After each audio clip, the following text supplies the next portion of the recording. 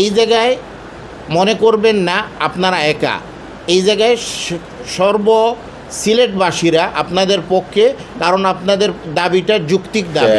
Medical কলেজের স্টুডেন্টরা এবং বিভিন্ন মেডিকেল কলেজের স্টুডেন্ট এবং কর্মচারী, যারা ইউনিভার্সিটির কর্মচারীরা এবং ডাক্তাররা যারা আমাকে ফোন করে বলছেন, ওরে আপনারা এই কার্যক্রমগুলি আপনাদের উপরে যে বলবো নির্যাতন হয়েছে বিগত 17 বছর থেকে সারা দেশে 2021 সাল থেকে এই প্রতিষ্ঠানে যে অনিয়মগুলি আপনাদের সামনে হয়েছে এবং এই কার্যক্রমগুলিকে আপনারা সঠিক জায়গায় নিয়ে আসার জন্য, যেটাকে নতুন বাংলাদেশ আমরা বলতেছি, গত 5 তারিখে যে আন্দোলনের মাধ্যমে নতুন বাংলাদেশ তৈরি করার জন্য প্রথমেই আমাদের দরকার আমাদের শিক্ষা প্রতিষ্ঠানগুলি কিন্তু সঠিক জায়গায় কাজগুলি করা, সঠিক মতো যে প্রত্যাশা ছিল স্টুডেন্টদের আন্দোলন এবং জনগণের আন্দোলনটা, যে দুর্নীতিমুক্ত একটি সমাজ গঠন করার জন্য। আমি আপনাদের দাবিগুলি, বিশেষ করে ডাক্তাররা স্টুডেন্টদের যে দাবিগুলি, একাডেমিক রিলেটেড দাবিগুলি আমি শুনলাম। শোনার পরে আমি কিন্তু ব্যথিত হয়েছি। একটি প্রতিষ্ঠান এবং সেন্সিটিভ প্রতিষ্ঠান, যেটা হলো মেডিকেলের মতো একটা প্রতিষ্ঠান, যে জায়গায় স্টুডেন্টরা পড়াশোনা করে প্রাইমারি থেকে সেকেন্ডারি এবং হায়ার সেকেন্ডারি, ওরার প্রত্যাশা থাকে করে আমি মেডিকেল কলেজে পড়ব, সেই জন্য আমি আমার জীবনটাকে পরিচালনা করতেছি সব স্টুডেন্টের মতো নয়। আমি আমার একটা টার্গেট নিয়ে 22 বছর অথবা 23 বছরের ভিতরে আমার সম্পূর্ণ করব, এরপরে আমি MS করব, এরপরে আমি FCPS করব। আজকে এই জায়গায় আমি শুনতে পারলাম ওরে পরীক্ষাগুলি আমাদের সঠিক টাইমে সঠিক সময় অনুষ্ঠিত হচ্ছে না। কারণটা কি? BC সাহেব অথবা রেজিস্ট্রার সাহেব অনুপস্থিতির কারণে। আমি মনে করি এইরকম কার্যক্রমের মাধ্যমে যদি উনি মনে করেন উনি এই প্রতিষ্ঠান পরিচালনা করার জন্য উনি সক্ষমতা না থাকে, তাহলে সুন্দরভাবে আমি সমর্থন করতেছি স্টুডেন্টের দাবির জন্য। উনি অতিসত্বর এই প্রতিষ্ঠান থেকে প্রতিষ্ঠানের স্বার্থের জন্য এবং সিলেটের শিক্ষা ব্যবস্থাকে সুন্দর রাখার জন্য উনি এই জায়গার থেকে পদত্যাগ করেন।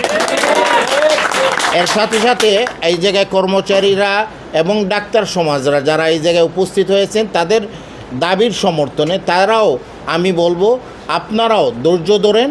আমাদের সিলেটের একটা ঐতিহ্য আছে, আমাদের সিলেটের অভিভাবকরা আছে, ওনারা কিন্তু একটা উদ্যোগ নেবেন এবং বেশি সময় না। কারণ অলরেডি আপনাদের যে আন্দোলন, কর্মচারীদের আন্দোলন, আজ থেকে 25 দিন আগে আন্দোলনটা হয়েছে, এই আন্দোলনটা শেষ হয় নাই, ওনারা রেসপন্স করেন নাই, ওনারা দায়িত্বশীল ভূমিকা পালন করেন নাই। BC এবং রেজিস্ট্রার যে দায়িত্বশীল ভূমিকাটা ওনাদের কাছ থেকে প্রত্যাশা করেছিলেন, আপনারা এটা পান নাই।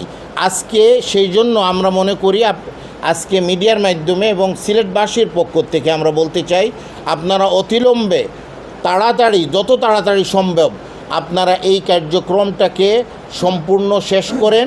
আর না হলে কিন্তু সিলেটবাসী আপনাদের ব্যাপারে ভিন্ন আকারে চিন্তা করবেন। আমি বিশ্বাস করি যিনি আজকের VC, আমি ওনাকে, যেহেতু একজন ডাক্তার, মানবিক কার্যক্রমগুলি উনি পরিচালনা করেন, অবশ্যই উনি বিবেকবান এবং উনি এমন একটা জায়গায় থাকবেন না যে জায়গায় ওনার স্টুডেন্টরা ওনাকে পছন্দ করতেছে না।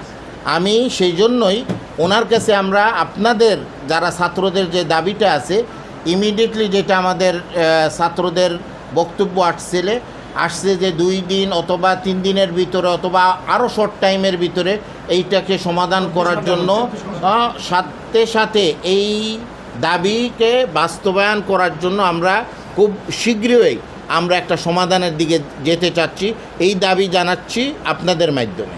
আমরা আরেকটি জিনিস আমরা সংক্ষিপ্তভাবে বলতে চাই, এই জায়গায় মনে করবেন না আপনারা একা, এই জায়গায় সিলেটবাসীরা আপনাদের পক্ষে, কারণ আপনাদের দাবিটা যৌক্তিক দাবি, কারণ আপনাদের ভবিষ্যৎ এইটার সাথে রিলেটেড এবং নতুন বাংলাদেশ গড়ার জন্য প্রয়োজন হবে আমাদের দুর্নীতিমুক্ত সমাজ গঠন করা।